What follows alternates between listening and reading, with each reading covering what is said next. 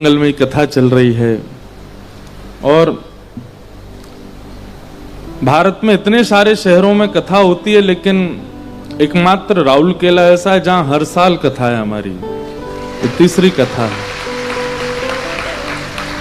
हमारे लाल जी को पता नहीं क्या यहाँ छेना पोड़ा भा गया है कि रसगुल्ला भा गया है कि कुछ भा गया, कुछ तो भाया है।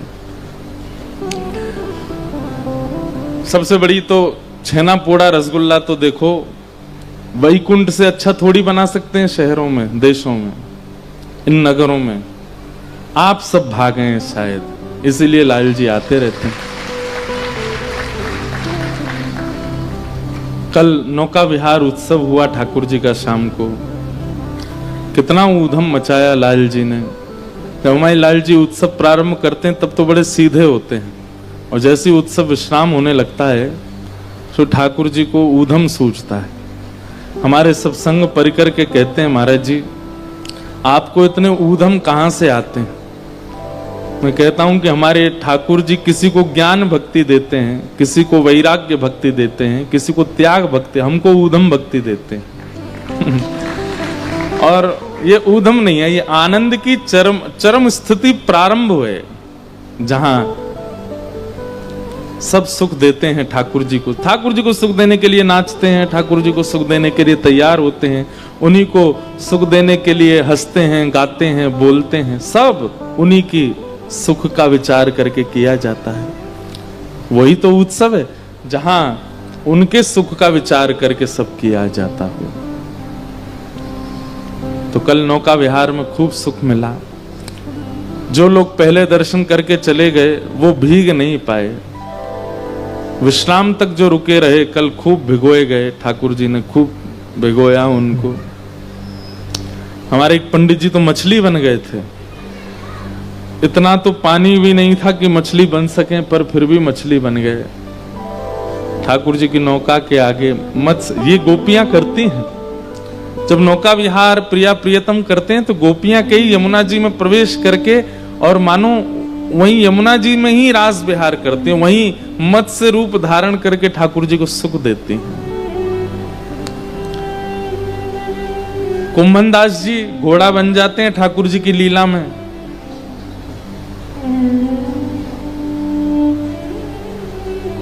सब सुख देते हैं ठाकुर जी को। तो अपने इन उत्सवों में ये सुख देना, ठाकुर जी को सुख के लिए क्रियाएं करना, उनके सामने नृत्य करना, यही तो उत्सव का स्वरूप है। तो राउरकेला वासियों को बहुत बहुत आभार कि आप सब लाल जी को भागे हैं। ऐसे ही भाए रहिएगा, लाल जी ऐसे ही आते रहें, ऐसे सुख देते रहें। अगले वर्ष 2026 में सितंबर में ठाकुर जी आएंगे और राउरकेला में उत्सव आनंद होगा। अब वो लाल जी अगर इच्छा प्रकट करेंगे तो संभवतः स्कंद पुराण में युक्त जो श्री महाप्रभु जगन्नाथ जी का महात्म्य है उसी पर ही चर्चा करेंगे, जगन्नाथ जी के महात्म्य पर। और इसी बीच महाप्रभु जी के जो भक्त हैं उनकी विस्तार से चर्चा, ऐसी कुछ योजना बनाएंगे और राउरकेला में आनंद करेंगे। आज षष्ठम दिवस है कथा का। कल ठाकुर जी सब ब्रजवासियों को लेकर के गोवर्धन गए हैं, यहां तक लीला हमने सुनी थी। आइए उसके आगे के प्रसंग में प्रवेश करते हैं।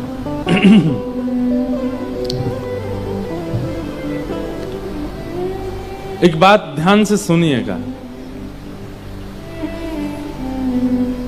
ठाकुर जी जिससे प्रेम करते हैं उसका जब धन गलत स्थान पर खर्च होता है तो ठाकुर जी को बहुत पीड़ा होती है। उसका समय, उसका धन, उसकी शक्ति अगर किसी गलत जगह व्यय होती है तो ठाकुर जी को भाता नहीं है।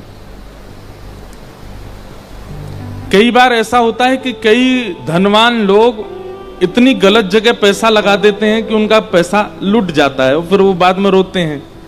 पर ठाकुर जी जिससे प्रेम करते हैं उसका धन कभी भी असद स्थान पर व्यय नहीं होने देते। उसका धन गलत जगह पर, उसकी शक्ति गलत जगह पर, उसकी जो भी योजनाएं हैं उनको गलत स्थान पर प्रयोग नहीं होने देते। ब्रजवासियों से ठाकुर जी प्रेम करते हैं तो ठाकुर जी ने मन में विचार किया कि ये सब ब्रजवासी इंद्र की पूजा करते हैं। इंद्र सामान्य देवता है, उसमें भाग्य बदलने की सामर्थ्य नहीं है। बहुत ध्यान से सुनिएगा, देवता असंख्य हैं हमारे हिंदू वैदिक सनातन धर्म में, और सब देवताओं को कार्य प्रदान किया गया है। आप वरुण के देव हैं, आप वर्षा के देव हैं, आप वायु के देव हैं, आप आदि आदि भावों के देव, ऐसे सब देवताओं को योजनाएं परिवर्तित करके कार्य दिए गए हैं। पर उन देवताओं की आराधना जब व्यक्ति करने लगता है तो ठाकुर जी मन में विचार करते हैं कि ये भाग्य बदलने वाले देव नहीं है। आप आराधना उनकी कर सकते हैं, पूजा उनकी कर सकते हैं, सेवा उनकी कर सकते हैं जो भाग्य परिवर्तन कर सकते हैं, ऐसे देवता। और ऐसे देव पंचदेव माने गए हैं। सबसे पहले गणपति, गणेश जी की पूजा होती, दूसरे सूर्य नारायण, तीसरे महादेव, चौथे श्रीमन नारायण, और पांचवी पराम्बा जगदम्बा वैष्णो देवी। ये पंचदेव हैं और इनके जो रूप हैं उनकी आप आराधना कर सकते हो। उसके अतिरिक्त अगर कोई देव हैं तो उनको आप प्रणाम कीजिए, वंदन कीजिए, पर आपके नित्य स्तवन, नित्य स्मरण में वो देव नहीं हो सकते। अब इसमें आ जाते हैं हमारे कुल देवता, कुल देवी, हमारे इष्ट, वो एक अलग, एक पारिवारिक आपके इष्ट हो गए, ठीक है। अब हमारी भी कुल देवी हैं ब्रजेश्वरी देवी हिमाचल में। हम साल 2 साल में जब हिमाचल में कथा होती है तो उनको प्रणाम करने जाते हैं, पर हमारे आराधन में, हमारे चिंतन में, हमारे ध्यान में सदा श्री कृष्ण रहते हैं। क्यों? क्योंकि वे पूजनीय देव हैं। नारायण ही श्री साक्षात कृष्ण रूप में आए, नारायण ही राम रूप में आए। तो ये पंच देवों के आराधना और इन पंचों से जो प्रकट देव हैं उनकी आराधना का विधान है, उनके स्तवन का, उनके चिंतन का, उनके वंदन का विधान है। पर कई ऐसे देव हैं जिनको केवल कार्य के लिए ठाकुर जी ने चुना है, पर लोग बाग उनकी भी पूजा आराधना और नित्य स्तवन करने लग जाते हैं। ठाकुर जी को मन में भाव आता है कि भाई तुम अपना समय भी व्यर्थ कर रहे हो, धन भी व्यर्थ कर रहे हो, और लाभ तुमको कुछ होना नहीं है। इंद्र कौन है? इंद्र मेघ के राजा हैं। उनको स्वर्ग का कार्यभार दिया है और वर्षा का कार्यभार दिया ठाकुर जी ने। भाग्य बदलने की सामर्थ्य इंद्र के पास नहीं है।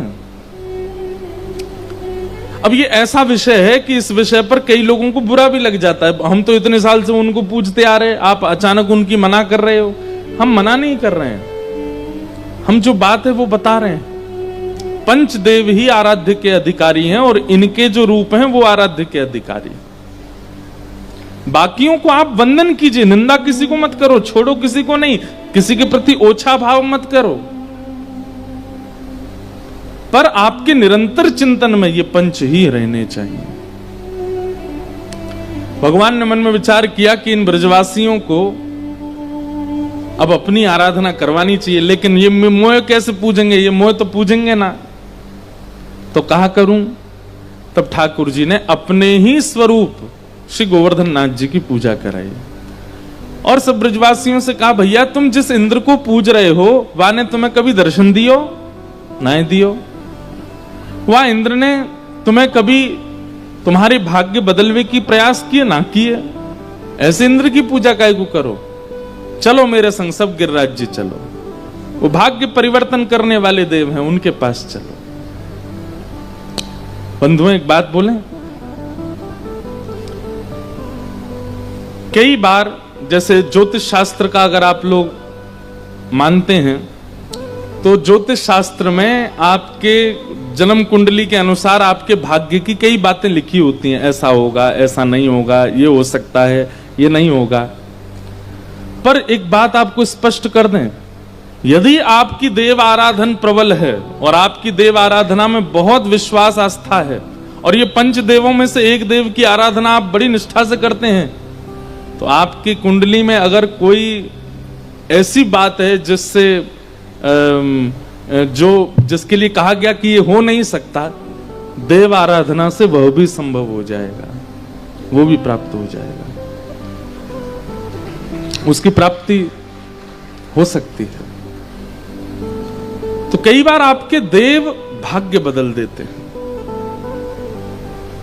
हम जब छोटे थे, स्कूल में पढ़ते थे, तो एक बहुत बढ़िया ज्योतिषाचार्य, आज भी बहुत अच्छे ज्योतिषाचार्य हैं, उन्होंने हमसे स्पष्ट रूप में कह दिया था, मैंने क्या, आप जीवन में कभी कथा नहीं कर पाओगे।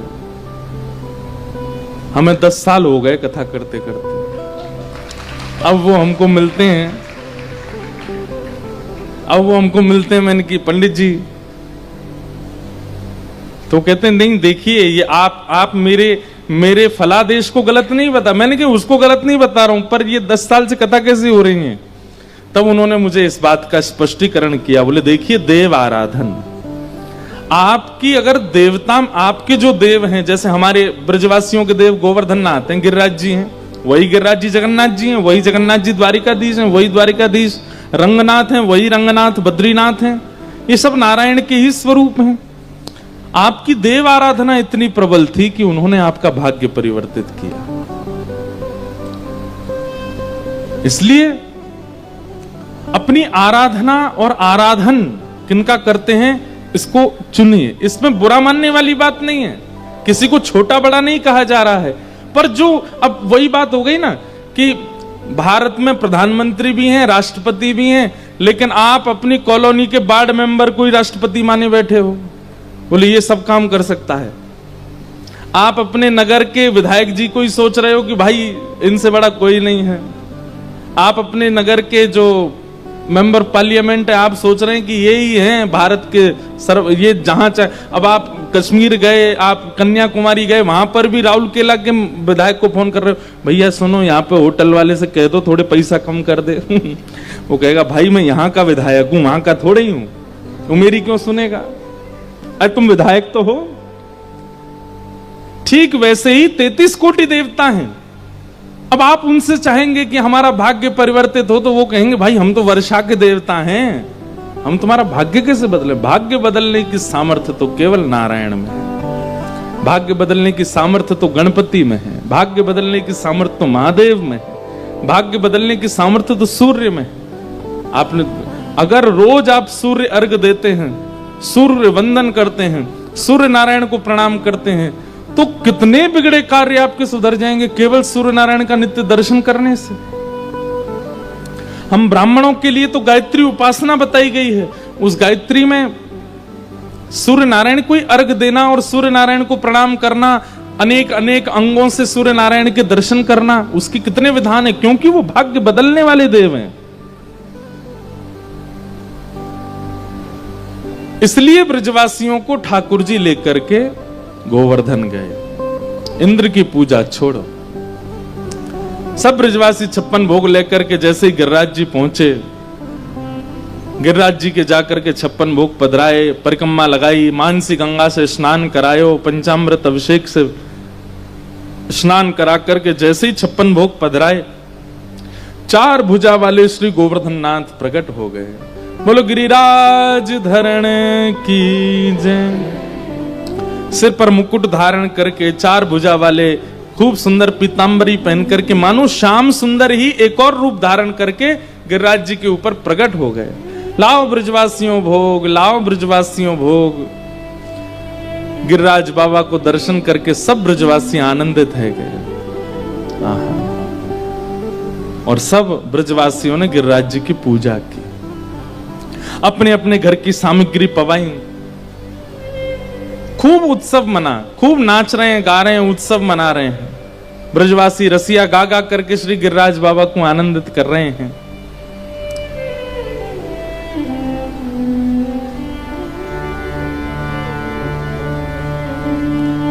तभी इंद्र को पता चला कि मेरी पूजा ब्रजवासियों ने बंद कर दी है।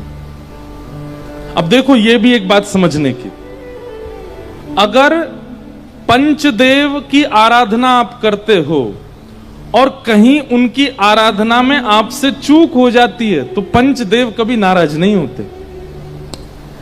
लेकिन पंचदेव से विलग देवी देवताओं की अगर आप आराधना करते हो और उनकी आराधना में आपसे इतनी भी चूक होती है तो उसका वो दंड बहुत जल्दी, वो फल नहीं देते। आप आराधना कितनी भी अच्छी करो, वो फल जल्दी नहीं देते, लेकिन आप चूक कर दो तो दंड बहुत जल्दी देते।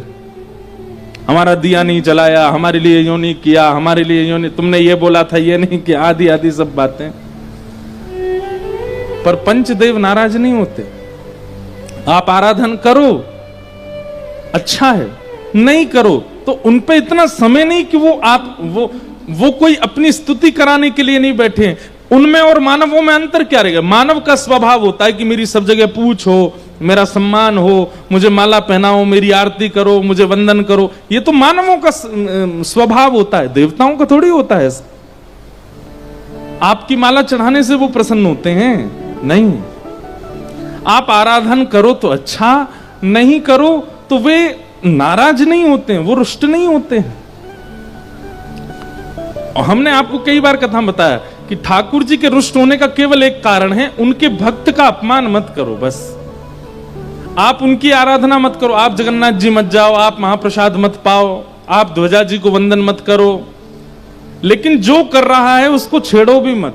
उससे ठाकुर जी नाराज होते हैं। उसको क्यों रोक रहे हो? तुम नहीं करते तो चलो ठीक है, पर जो पंचदेव में नहीं है ऐसे देवी देवता, वो तो छोटी छोटी बात पर नाराज हो जाते हैं।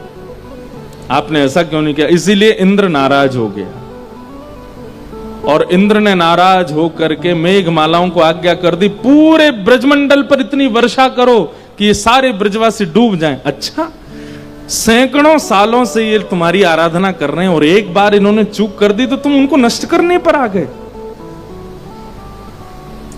भगवान मानो ब्रजवासियों को सत्य से अवगत कराने के लिए लाए हैं और हम आप सब लोगों को ये बताना चाह रहे हैं कि भाई किसकी आराधना करनी चाहिए, विचार कीजिए।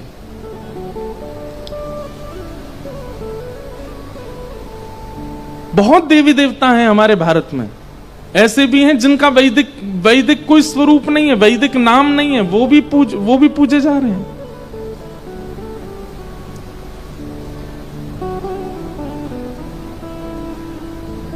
सब ब्रजवासियों ने लाला से कही, लाला देख, हमने तो पहले ही मना करी, इंद्र की पूजा बंद मत करा, जो काले काले बादल काहे को आ रहे हैं ब्रजमंडल पे।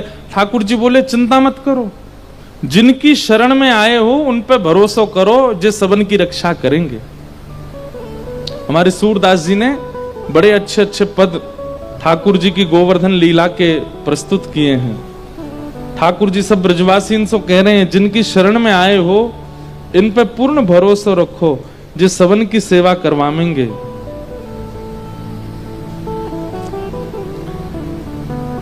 सब ब्रजवासी मानो ठाकुर जी से कह रहे हैं, राख ले हूं अब नंद किशोर, राख ले हूं अब नंद किशोर, राख ले हूं अब नंद किशोर, राख ले अब नंद किशोर। तुम जो इंद्र की मेटी पूजा, तुम जो इंद्र की मेटी पूजा, बरसत है अति जोर, राख ले हूं अब नंद किशोर, राख ले अब नंद किशोर, राख ले अब नंद किशोर। अच्छा देख, कितनी अच्छी बात। ठाकुर जी से सब ब्रजवासी कह रहे हैं, लाला अब तू ही बचा। एक प्रकार से जैसे कहते हैं ना कि घर में ऐसी कोई बात हो जाती है कि तुम ही लेके आए थे यहाँ पे, अब तुम ही बचाओ। तो ऐसे मानो सब ब्रजवासी छोटे से कन्हैया थे, कह रहे हैं, लाला तू ही लेके आयो हमें गिरिराज जी, और देख इंद्र नाराज है को, अब तू ही बचा, कैसे बचेंगे हम। ठाकुर जी क्या उत्तर दे रहे हैं, ब्रजवासी तुम तन चितवत हैं, ब्रजवासी तुम तन चितवत है, ज्यों करी चंद चकोर, ज्यों करी चंद चकोर। ठाकुर जी क्या कह रहे हैं, अरे ब्रजवासियों तुम सब्र चिंता मत करो, जैसे चकोर चंद्रमा को देखता है, चंद्रमा चकोर को देखती है, ऐसे ही तुम सबरे गिरिराज जी की तरफ देखो, गिरिराज जी की तरफ अपलक नेत्रन से अपनो सबरो तन समर्पित करके गिरिराज बाबा से प्रार्थना करो, जे तुम्हारी रक्षा करेंगे।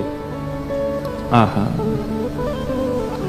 सब ब्रजवासी कुछ तो बैठ गए और कुछ लोगों में विश्वास ही प्रकट नहीं हुआ तो भागने लगे, त्राहिमाम त्राहिमाम, अरे जा छोरा ने मरवा दिए, नेक्स्ट छोरा की बात मान करके इंद्र की पूजा बंद कर दी, अब तो ब्रज डूबे तो कोई ना रोकेगो, अब हम मर जाएंगे।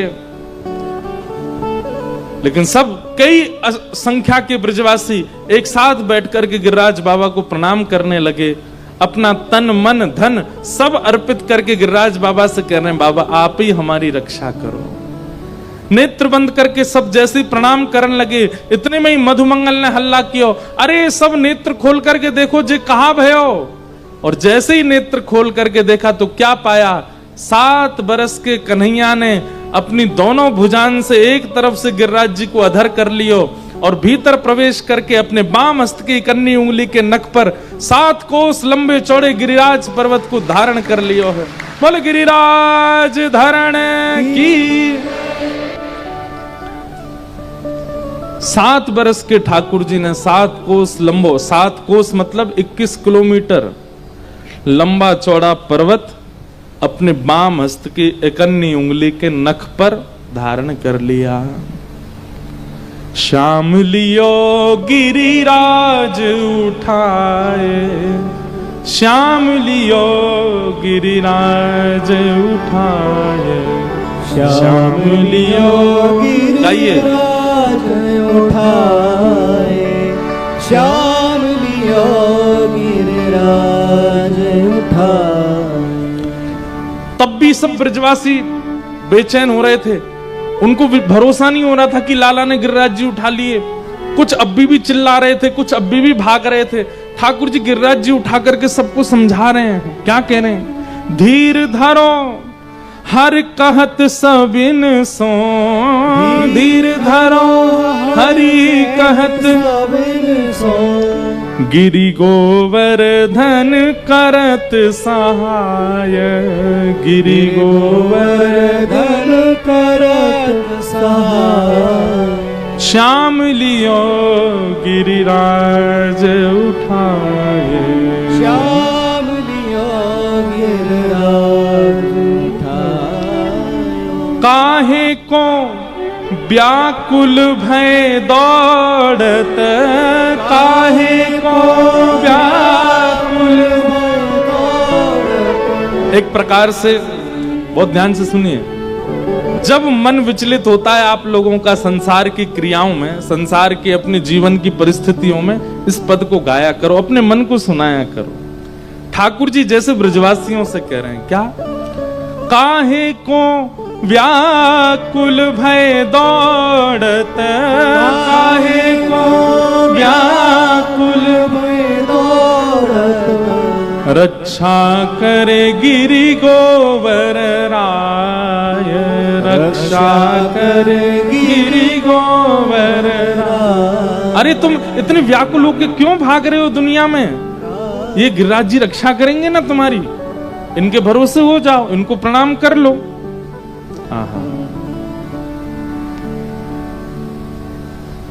सूरदास नारी नर ब्रज के, सूरदास नारी नर ब्रज के। जब ठाकुर जी ने गिरिराज जी उठा लिए, सब ब्रजवासी चारों तरफ से घेर करके खड़े हो गए, तब सब ब्रजवासी लाला के चरण पकड़ करके निवेदन कर रहे हैं, सूरदास नारी नर ब्रज के, सूरदास नारी ब्रज कहत धन्य तुम कुंवर कन्हाय, कहत धन्य तुम कुमार कन्हाय, श्याम लियो गिरिराज उठाया, श्याम लियो गिरिराज उठाया। ठाकुर जी ने गिरिराज जी उठा लिए। सब ब्रजवासी दौड़ करके भीतर आ गए, लेकिन गिरिराज जी,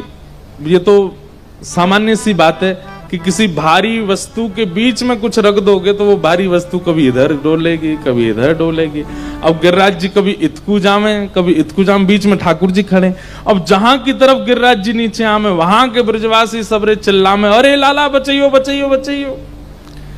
सब ब्रजवासी के लाला किस बचाएगो, वो बचावे को यहाँ आवेगो तो पल्लंग को गिरिराज जी डूब जाएंगे।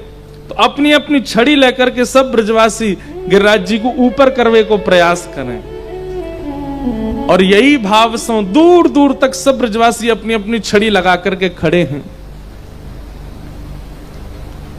ठाकुर जी से कह रहे हैं, लाला अब गिरिराज जी टिक गए, हमने अपनी अपनी छड़ी लगा ली है ऊपर, गिरिराज जी नीचे जमीन पे बिल्कुल कठोर अपनी छड़ी लगा के दी है हमने। अब जे गिरिराज बाबा नीचे नहीं आएगा तू अपनी उंगली हटा ले। ठाकुर जी बोले, ये कोई पेड़ ना है, ये कोई पत्ता ना है, ये कोई झोंपड़ी की झाड़ फूस ना है, पर्वत है पर्वत, छड़ी इन पे ना टिकेगो। और 21 किलोमीटर लंबो चौड़ा पर्वत तुम जानो ना हो, या में कितनो भारी वजन है जो छड़ी इन पे ना टिक पावेगो। ब्रजवासी बोले, तो तू यूं कहना चाह रहा है कि तेरी नेक्सी सी उंगली पर टिक रहा है जी? ठाकुर जी बोले, और नहीं तो कहा, मेरी उंगली पे ही तो टिक रहे हैं जी। ब्रजवासी एक दूसरे को मुंह देख करके बोले, देखो या की बात तो सुनो, यूं कह रहा हो हमारी छड़ी इन पर ना टिक रहे या कि उंगली पर टिक रहे हैं जी गिरिराज जी। ठाकुर जी बोले, हम्बे जी मेरी उंगली पे ही टिक रहे हैं। लाला तू हमारी बात मान, चल बहुत है गई तेरी बात, अब ज्यादा बने मत हमारे आगे, अपनी उंगली हटा ले, हमने छड़ी लगा ली है। ठाकुर जी बोले, देख ले संभाल लियो भैया। बोले तू चिंता मत कर, तू उंगली हटा अपनी। और सब ब्रजवासी कस करके खड़े है गए, बोले तू हटा ले अपनी उंगली। जैसे ठाकुर जी ने नेक उंगली नीचे करी, महाराज विशाल पर्वत गड़गड़ करके नीचे आने लगा, चट चट चट चट चट, दूर दूर तक सबकी छड़ियां टूटने लगी। ब्रजवासी सब चिल्लाए, लाला संभाल संभाल संभाल। नन्हे से कन्हैया फिर से ऐसे खड़े है गए और गिरिराज जी वहीं स्थिर हो गए।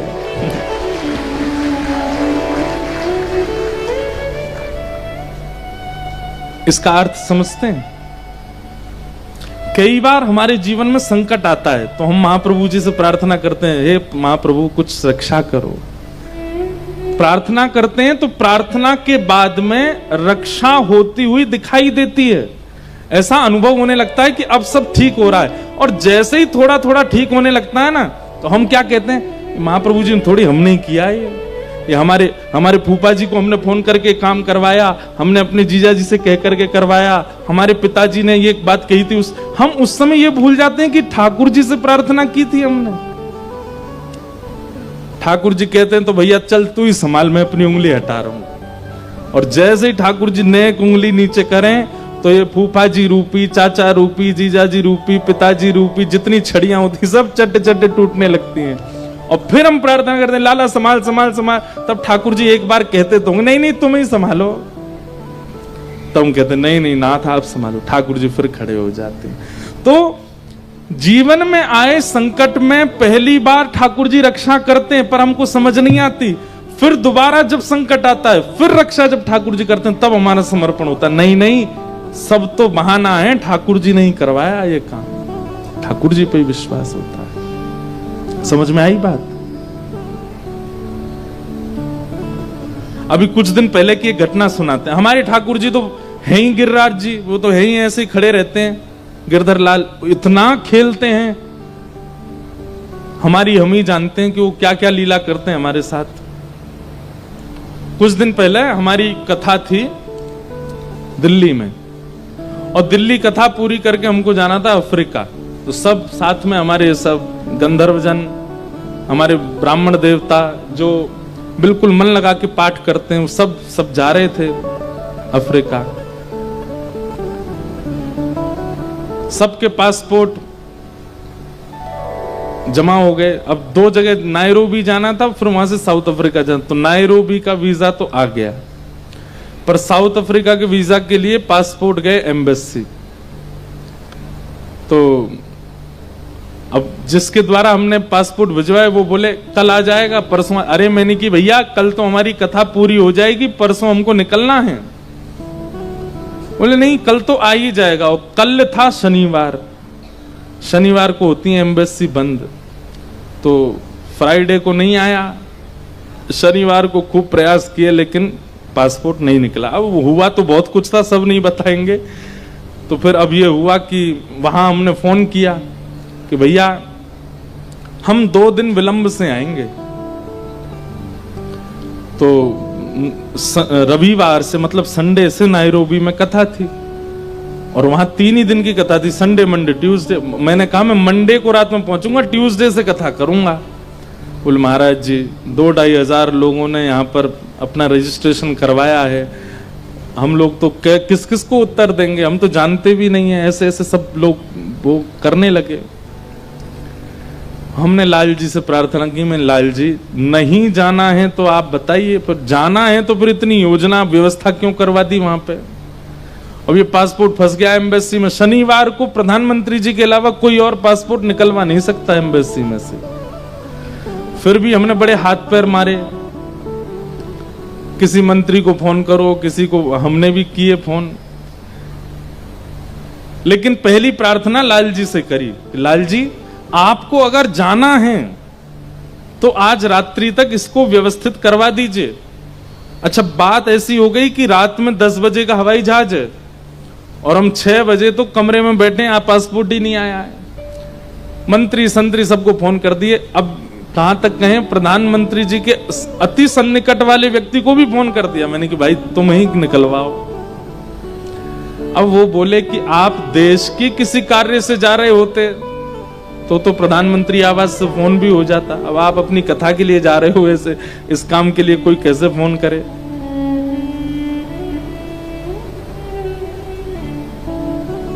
हमारे एक पंडित जी लाल जी के आगे थोड़े से भावुक हो गए।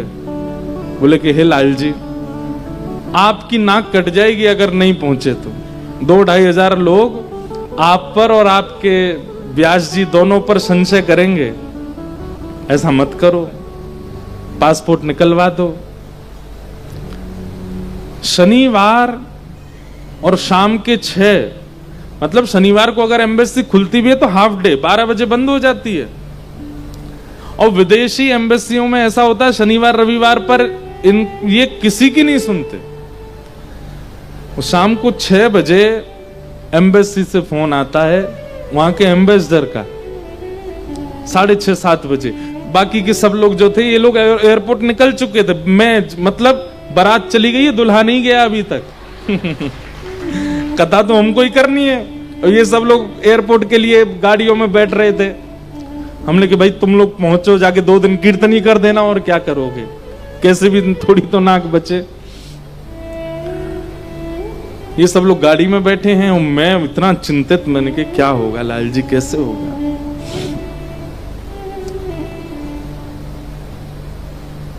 साढ़े 6-7 बजे एम्बेसडर का फोन आता है एम्बेसी के, और वो बोलता है कि आपके पास 15 मिनट हैं, 15 मिनट में साउथ अफ्रीकन एम्बेसी आई है, अपना पासपोर्ट लेके जाइए यहां से।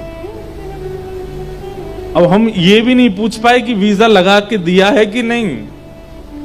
जैसे ही वहां पहुंचे उसने बाहर आकर के पासपोर्ट दिया। पासपोर्ट जब खोल के देखा तो वो 15 मिनट पहले ही वीजा लगा करके दिया उसने।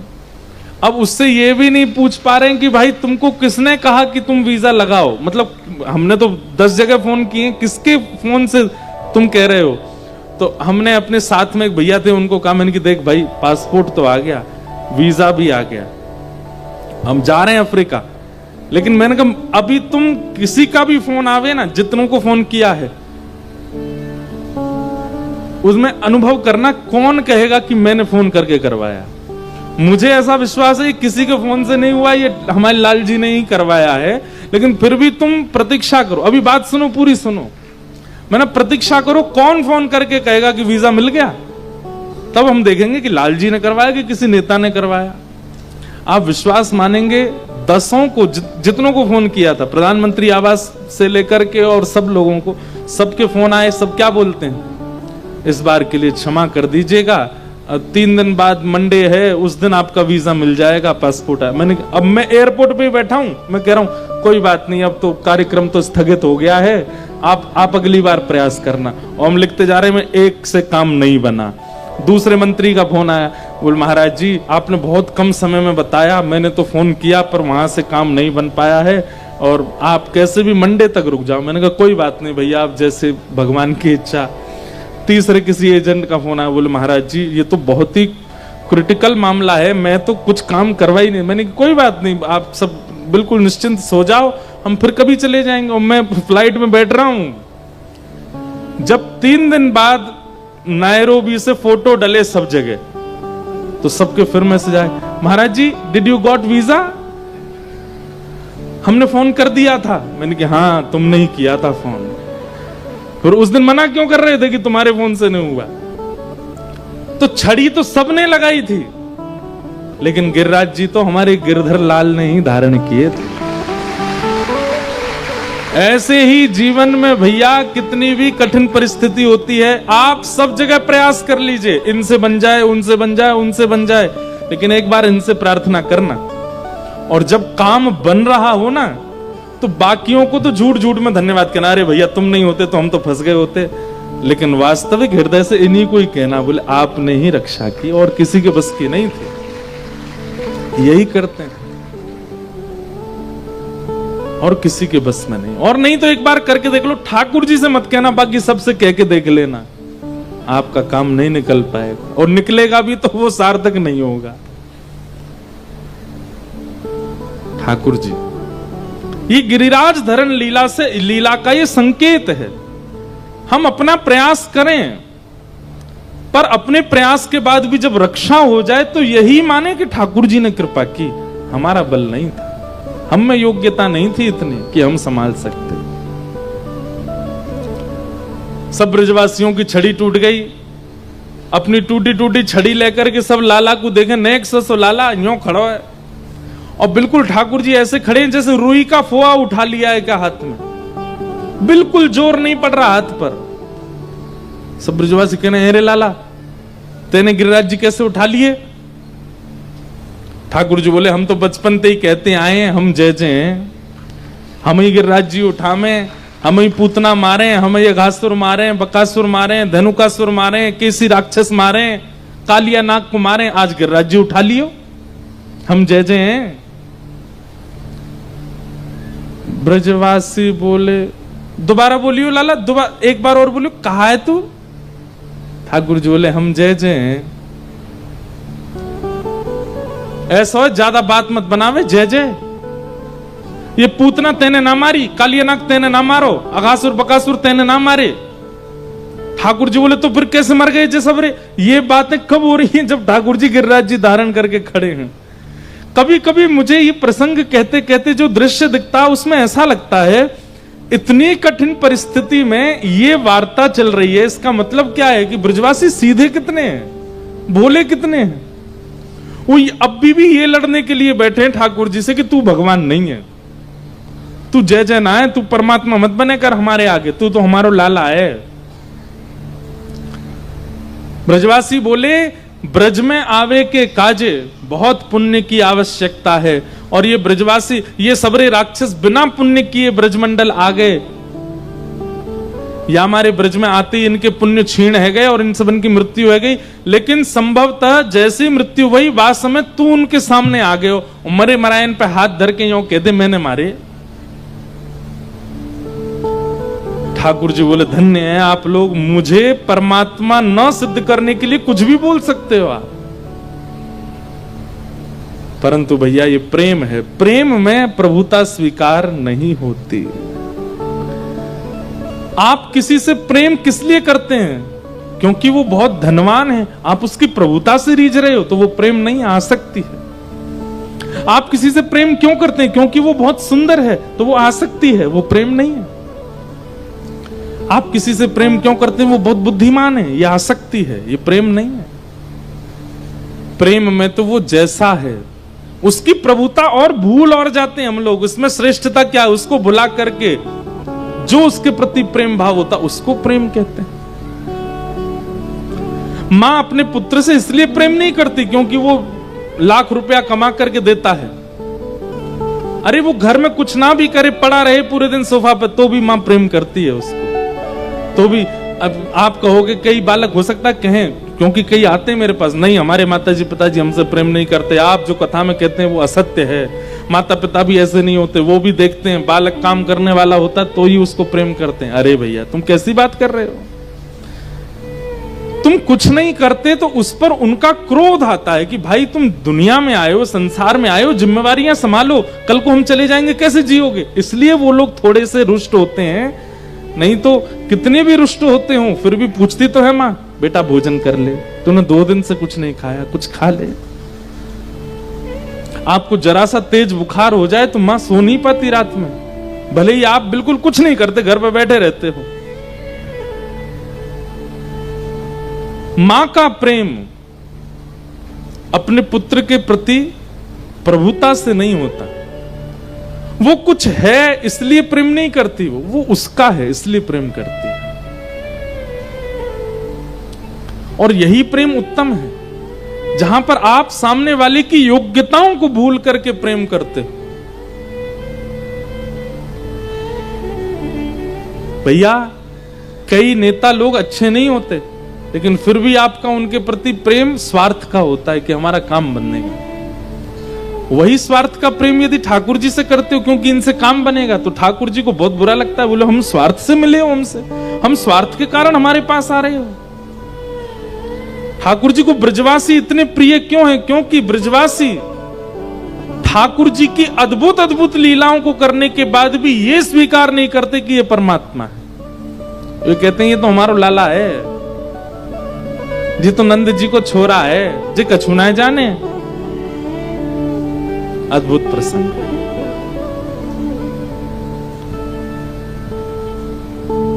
जब सबकी छड़ियां टूट गई तो सब ब्रजवासी बोले लाला कोई और बात बता, या मत कहे कि तू भगवान है, कोई और बात बता, तेने गिरिराज जी कैसे उठाए? तब ठाकुर जी कह रहे हैं कछु माखन को बल बढ़ो, कछु गोपन करी सहाय, श्री राधे जू की कृपा सो मैंने गिरिवर लियो, कछु माखन को बल बढ़ो। अरे तुम सबरे बचपन में हम ते यों कहो करते कि लाला तेरे घर में इतना मक्खन है, तू वहीं क्यों ना खावे, जगह जगह जाके क्यों खावे? यही मारे मैंने इतनी गोपीन की मेहनत से निकरो भयो मक्खन पायो, तो इतनी गोपीन के परिश्रम से निकले भाई मक्खन से मुंह में बल आ गयो, मैंने गिरिराज जी उठा लिए। एक ही घर को मक्खन पाए होता तो मुंह में बल नहीं आता। जबरदस्ती बोल रहे हैं ठाकुर जी, इस बात का कोई तुक नहीं है। अच्छा एक बात बोले, प्रेम में तुक भरी बातें थोड़ी होती है। जिन बातों का कोई सेंस निकलता हो वो प्रेम में नहीं होती। सेंसेबल बातें नहीं होती प्रेम में। प्रेम में तो ऐसी बात होती है बस तुमने कह दी हमने स्वीकार कर ली। ठाकुर जी क्या कह रहे हैं? कछु माखन को बल बढ़ो। अरे मैंने इतनी गोपीन के घर से माखन चुरा के खायो, एक मैया के हाथ को निकरो भयो माखन खातो तो नेक शक्ति आती, पर इतनी मातान के हाथ से निकरो भयो मक्खन खायो तो मुंह में इतनी मातान के द्वारा शक्ति आ गई और मैंने गिरिराज जी उठा लिए। ब्रजवासी करे हम बे, अब समझ में आई हमें। तभी मधुमंगल श्रीदामा बोले तभी हम कमजोर रह गए लाला, क्योंकि हमने तो एक ही घर को पायो और दूसरे के घर में जाके पाते तो तू हमें पान ना दे तो खुद ही पाले तो ज्यादा हमें तो नेक नेक दे तो। हाँ ठाकुर जी बोले यही बात है, यही बात है। छोटा बालक होता है ना, बहुत छोटा सा बालक, बड़े लोग उससे झूठ ही बोलते रहते हैं और वो मान भी जाता है। क्यों? सहज है, सरल है।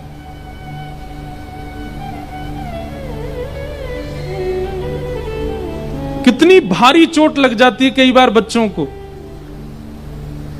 बड़ों को पता रहता है कि बड़ी भयानक चोट लगी है, इसके यहां से रक्त निकल रहा है, लेकिन उसका माथा दबा करके बच्चे से कुछ नहीं हुआ, कुछ नहीं हुआ, अरे चेंटी काट गई, चेंटी काट गई। वो चेंटी काट गई सुनकर के पीड़ा भी भूल जाता है, हंसने लगता है। कितनी बार देखा गया। क्यों? सहज है, सरल है, अबोध है। और जैसे वो ज्ञानी हो जाता है, अपने आप देख लेता है, और जब उसको पता चलती है कि नहीं पीड़ा अधिक है, फिर उसको कहो चेंटी काट गई, तब नहीं मानेगा, तब शांत नहीं होता। ब्रजवासी कैसे? अबोध हैं, सीधे हैं, सरल हैं। ठाकुर जी कह रहे हैं इतनी गोपिन के घर को मक्खन खायो, वहां से मुंह में बलायो, मैंने गिरिराज जी उठा लिए। ब्रजवासी बोले हम बे, और इससे केवल स्वीकारीकरण नहीं, मान बढ़ा दिया गोपियों का। गोपी बोली हमारे हाथ को मक्खन खावे थे बलायो लाला में, हमारे घर के मक्खन खावे थे बलायो लाला में। सब गोपियों का मान बढ़ा दिया ठाकुर जी ने। इन जैसे यही हैं और कोई नहीं हो सकता। और दूसरी बात क्या कह रहे हैं? कछु गोपन करी सहाय। केवल गोपियों का मान बढ़ा दें तो फिर सब पुरुष कहेंगे हमने तो कुछ किया नहीं। तो ठाकुर जी कह रहे हैं आप सब गोपन ने भी मेरी बड़ी सहायता करी। सब गोप बोले लाला हमने छड़ी तो लगाई पर छड़ी टूट गई, हम तो तेरी सहायता कर नहीं पाए। ठाकुर जी बोले नहीं नहीं नहीं, छड़ी वाली सहायता नहीं।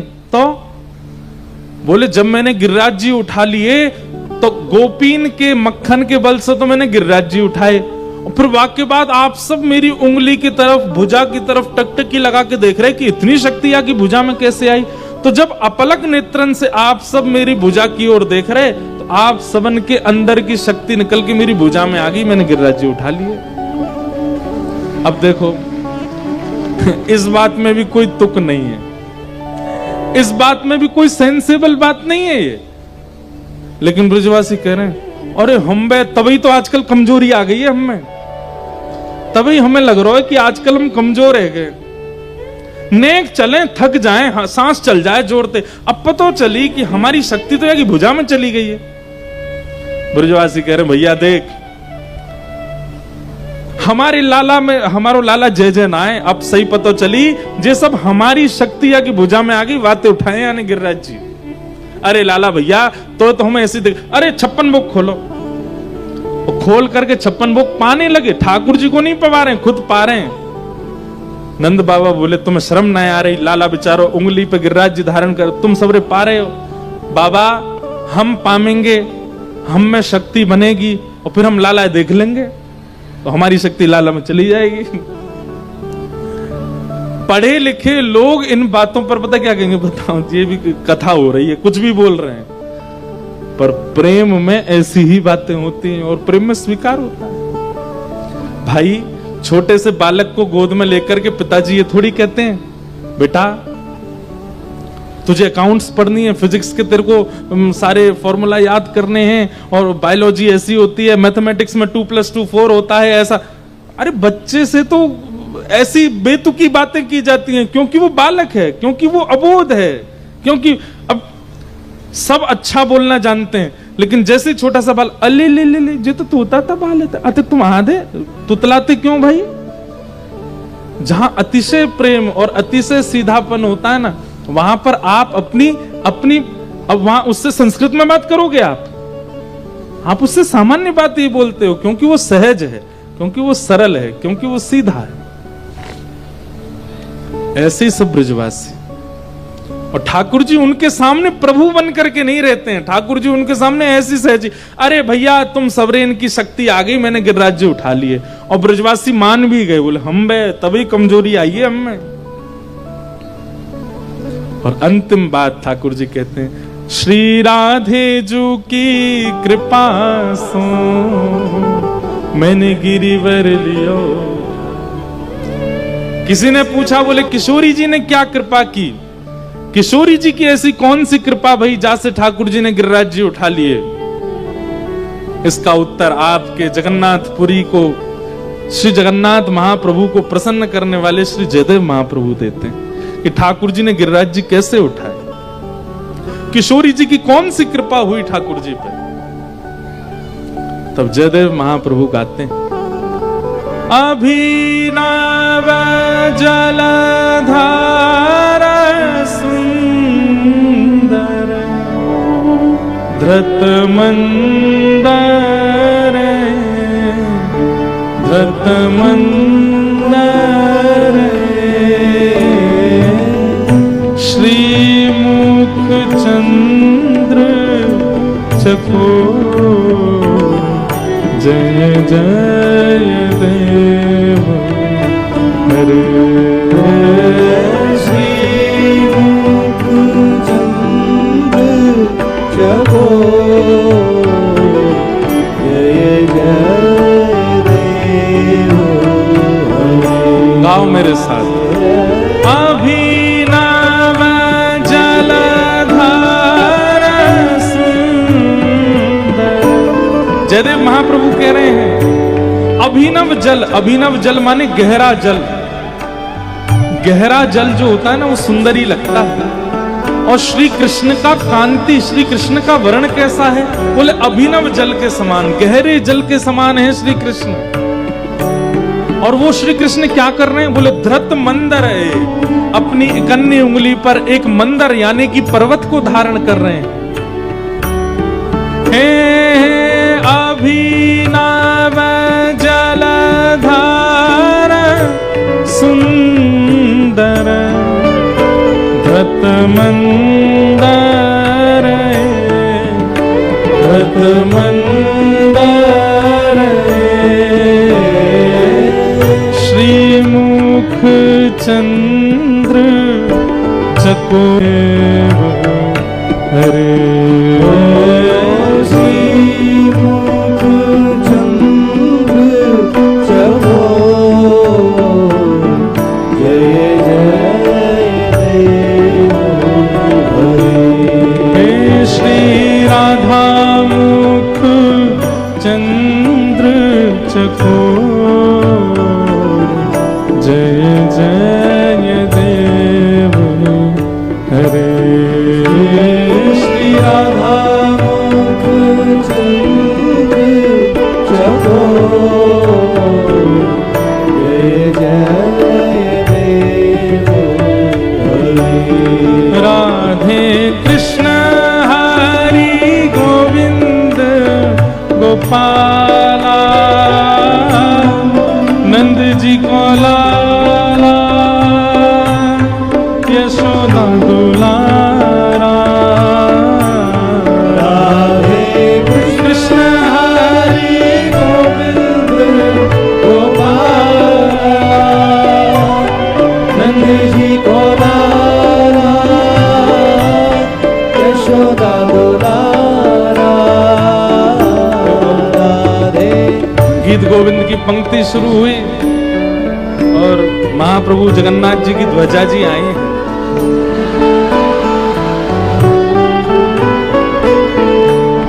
राधे कृष्ण हरि गोविंद गोपाला नंद जी को लाला यशोदा दुलारा। राधे कृष्ण हरि गोविंद गोपाला नंद जी को लाला यशोदा दुलारा।